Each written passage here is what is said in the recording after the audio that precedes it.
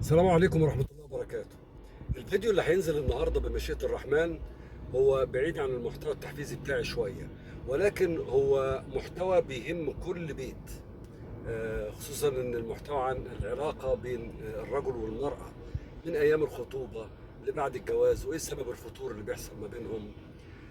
ان شاء الله الفيديو يعجبكم، وبمشيئة الرحمن اتمنى زي ما قلت في نهاية الفيديو اكتبوا لي في التعليقات ايه المواضيع اللي تحبوا تناقشوها، او ايه المواضيع او المحتوى اللي تحبوا ان انا اقدمه ليكم ويفيدكم فعلا، لان انتوا اللي بتتفرجوا، فلازم اقدم شيء انتوا محتاجينه.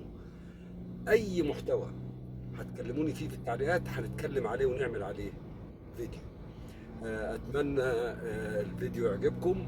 مفيش تحيز من يمتي، من يمة الرجل او المرأة. المرأة بالنسبة لي زي ما قلت في الفيديو امي، اختي، بنتي، حبيبتي، كل حاجه. والراجل بالنسبه لي اخويا، ابني، ابويا، ابن عمي، ابن خالي، وهكذا. فمفيش تحيز من يمتي لاي حد، وان شاء الله ربنا يسعدكم كلكم في حياتكم بمشيئه الرحمن. واتمنى من الله سبحانه وتعالى حافظوا على بيوتكم. بقول للسيدات استحملوا ازواجكم شويه، معلش، الظروف زي ما انتم شايفين اهو.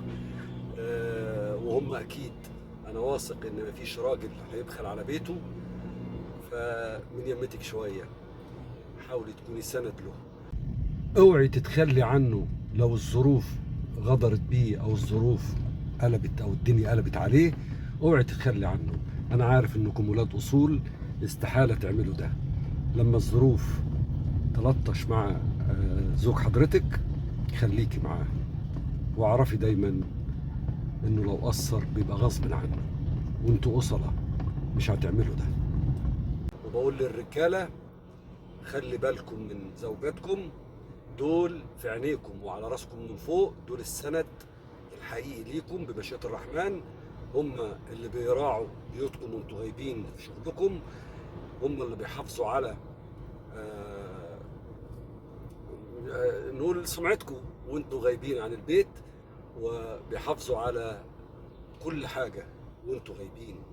خدوا بالكم من بعض، وربنا ما يحرمكم من بعض. سلام.